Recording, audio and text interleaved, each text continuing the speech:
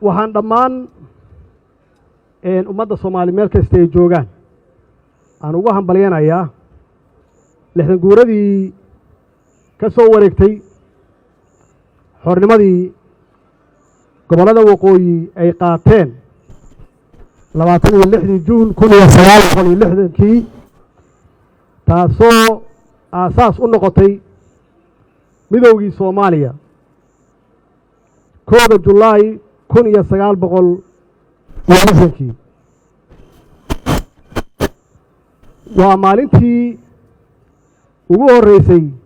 oo la taagay calanka Soomaaliya oo laga taagay calanka buluuga ah dhul Soomaaliyeed imaamkii tixdii gabayga ah uu noo tiriyay oo Cabdullaahi Suldaan Timcade uu tiriyay ee ku magacaabay kaana siid kana saar tixdii taariikhda gashay oo Cabdullaahi Suldaan Timcade uu ka jeediyay beertii xorriyadda ee Hargeysa waa maalintii uu guulaystay halgankii dheeraa ee gobonimo doonka waa maalintii gobollada waqooyi ee dalkeenna ay xorooween waa maalintii horseeday midnimada iyo qaranimada ummadda Soomaaliyeed maanta aan ku naaloonayno waxaan aad iyo aad ugu faraxsanahay xuska iyo weynaynta taariikhdaas qiimaha weyn noo wada leh ee eebbe na halelsiiyey oo tusay inaan sidaan quruxda badan aan ugu maamusno waxaan runtii qorsheynaynay intaan in ka badan inaan gelinno oo guddi aan u saarno 60 guurada sanadkii la soo dhaafay oo aan qorsheynaynay runtii shaqo aad u far badan inaan qabanno oo 60 guuradan ay ka weynaato kuwii hore bacdama aan 60 jirsanay laakiin nasiib darro waxaa caqabad badan ugu noqday COVID-19 oo socodkii adduunka oo dhan yareeyay annaga dhexdeena xitaa socodkii yareeyay wax badan aan qaban lahayn runtii na hor istaagay laakiin waxaan qorsheynaynay inaan aad iyo aad u weynayno sidaad arkaysaan caawa xitaa buloleerkii la samayn jiray waa naga soo gaari waayey waxaan dareensanahay qiimaha weyn ee madax bannaanida iyo yagleelidda qarannimada ummadda Soomaaliyeed ay ugu fadhido waxaa la soo maray halgan dheer naf iyo maalba lagu bixiyey waxaa mahad ilaahay ah oo mahad iska leh halgamayaashii dadkii runtii ilaahay ku aadiyey inay fahmeen waxa kaliya oo gobonnimo lagu heli karo iyo midnimo lagu heli karo inay tahay in laga guuro ama laga tago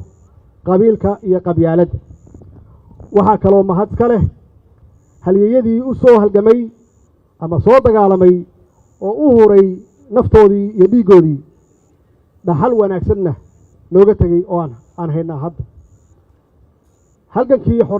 xornimadoonka ee ka socday dhammaan dhulka soomaalida waxaa kaalin weyn ka qaatay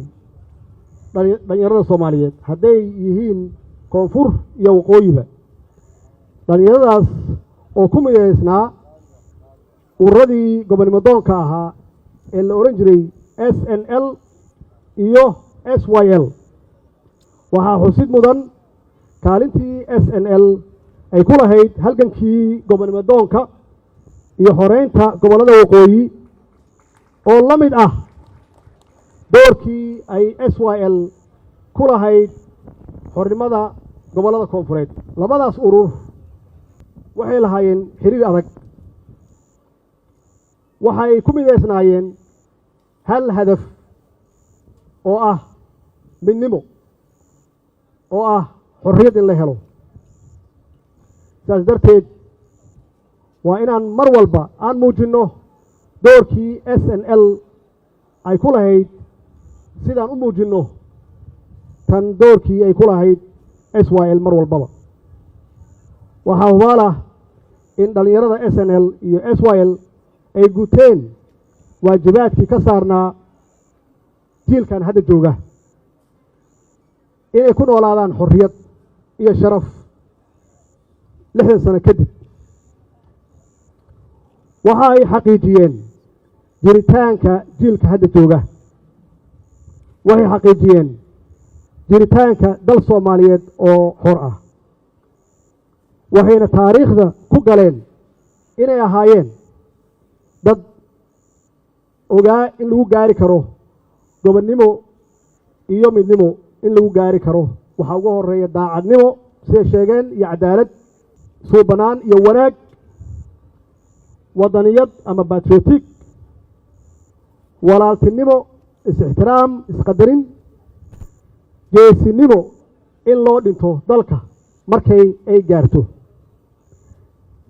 iyo in kor loo qaado qof walba oo Soomaali ah qabkii Soomaaliga iyo sharafkii in kor loo qaado oo wax walba laga hormariyo intaas ayay ahayd wixii keenay midnimada maanta iyo gobonnimada aan ku naaloonayno kuwii naga horreeyey oo aan ku sheegnay SYL iyo SNL waxay nooga tageen dhaxal su-aashu waxay tahay maxaan annagu uga tegaynaa kuwa hadda jooga waa ognahay waxay nooga tageen inay ahayd inaan Soomaaliya ay xor noqotay inaan midownay inaan yeelanay dowlad midnimada macnaheedu waa xooggaasna aan ku istaagnay dadkeennii ay ku heleen maxaan ku idhaahdaa adeegii bulshada dhallinyaradeennii ay heleen iskuul lacag la-aan ah waxbarasho lacag la-aan ah caafimaad lacag la-aan ah in la dhiso amnigii iyo dowladnimadeennii iyo ciidankeenni la dhiso kadibna markii annaga hawsheennii dhexdeenna aan dhammaynay aan u tallaabnay inaan Afrika wax ka xoreyno oo cidda naga liidata aan kaalmeyno aan gargaarno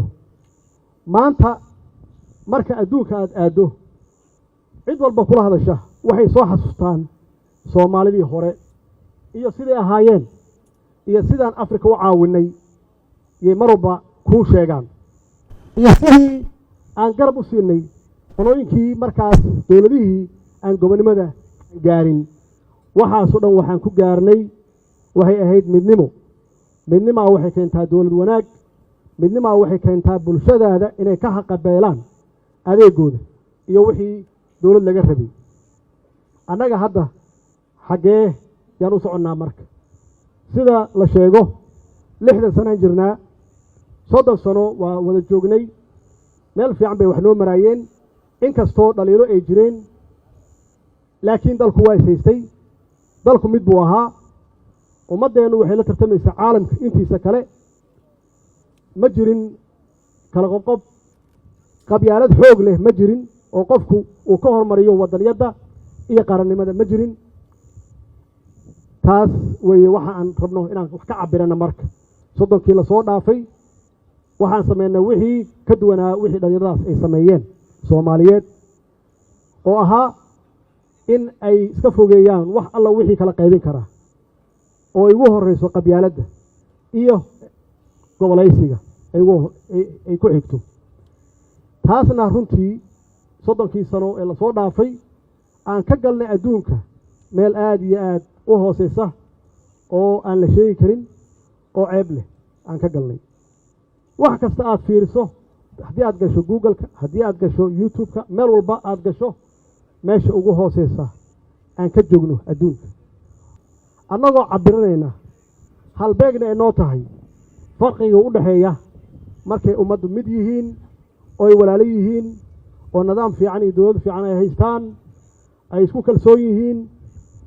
iyo marka ummaddu ay kala irdhoobaan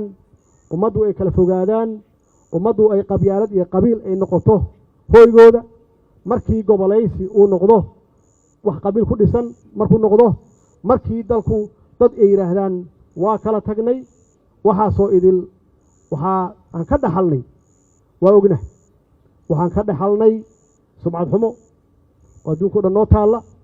maxaa yeelay waxaan ognahay kuma tartami karno qabiil adoo qabiil wata Ethiopia lama tartami kartid Kenya lama tartami kartid Uganda lama tartami kartid Suudaan lama tartami kartid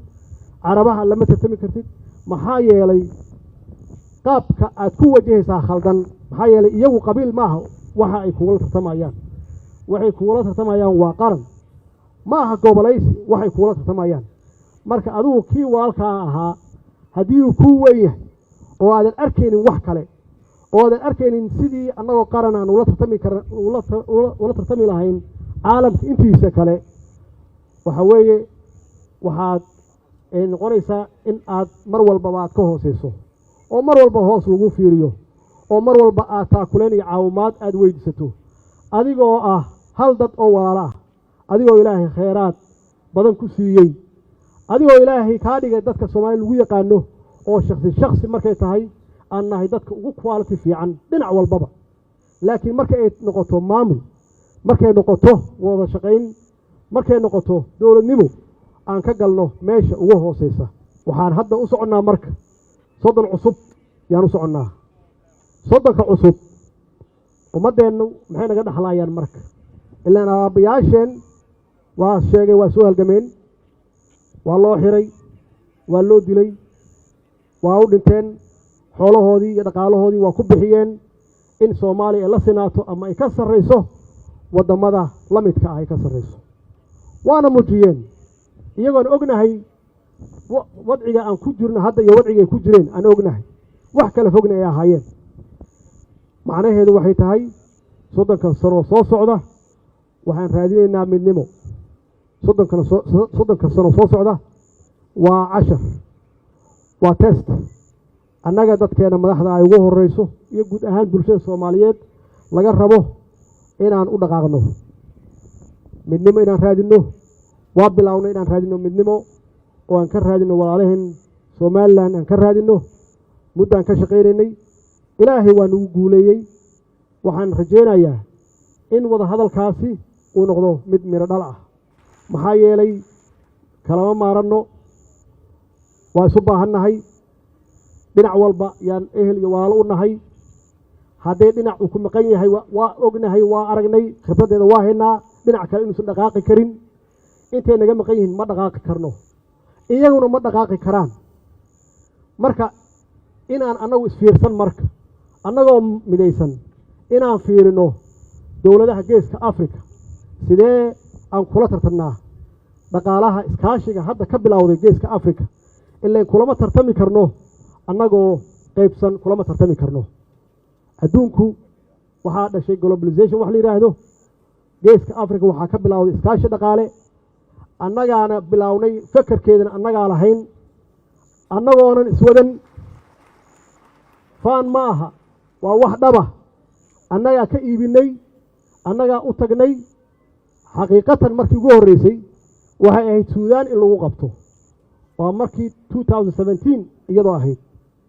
waa socon weydi waa noo socotay markii dambe waa hawl bilaabatay shaqo bilaabatay weeye waxay ogaadeen geeska africa dowladaha ku yaalla in laisu baahan yahay in dowlad keligeed istaagnaan karin waxay ogaadeen colaaddii iyo dhibaatadii ka jirtay inaan la wadi karin in maanta iyo wixii ka dambeeya loo baxo economic development inaan horumarino shacabkeenna fakhriga inaan kala dagaalno wax alla wixii conflict ahaa ama attention ahaa in la joojiyo oo aan ku bedelno isdilkii hub aruursigii inaan ku bedelno inaan beeraheena horumarsanno baddeena inaan horumarsanno annaga ugu baddeer africa iyaguna waxay u baahan yihiin wax baddeena ka soo baxdo iyaguna waxbay hayaan aan uga baahannahay tartankaasi ma geli karno annagoo kala qaybsan ma geli karno mar walba waxaad ku jiraysaa meesha ugu hooseysa sidaas darteed anigoo ku kalsoon wada hadalkii aan soo galnay meel fiicanna aan ku soo ogaanay inaan xoojinno aan horey u qaadno aan horey u marinno insha allah hadduu ilaah yidhaahdo walaalkay madaxweynaha somalilan muuse biixi waa nin soomaali ah waa nin vision leh waa nin aragti dheer leh waa nin waayo araga muddo dheer soo jiray wuu arkayaa in somalilan aysan hore u socon karin annaguna aan hore u socon karin intaan kala maqannahay waa arkaa geesinimadeeda kartadahay waana bilaabay waxaan rajaynayaa insha allah hadduu ilaah yidhaahdo inaan xoojinno hadduu eebbe yidhaahdo waxaan ka shaqeynay dowlad wanaag oo ah marka la raadinayo midnimo inaad adiga aad ka shaqayso dowlad wanaagna waxaad ku heli kartaa xasilooni siyaasadeed waana muujinnay in aan helnay xasilooni siyaasadeed oo waa iska dhici kartaa siyaasaddu waxay leedahay muran iyo kale fakr duwanaashay leedahay waxyaabahan dhacaya dhib ma laha waxa weeye waa exercise oo dimuqraadiyad ah weeye ma aha kala tag iyo kala fogaansho ma aha waad aragtaan mar walbaba ay waxaan dhacaan waxay ku dambaysaa in laisu soo noqdo oo caqliga shaqeeyo oo laga shaqeeyo danta guud waxaan yararka ah waa laga gudbayaa waana ku soo jirnay laakiin marna annagu ma gaarin level ah inaan wax ku duminno in dowlad meesha laga saaro ma gaarin in dowlad cusub maalin walba la dhiso ma gaarin waa taas weytan xasilooni darrada ah waana ku guulaysanay waxyaabaha aan noo qabsoomayna waxaa qayb ka ah arrintaasaa qayb ka ah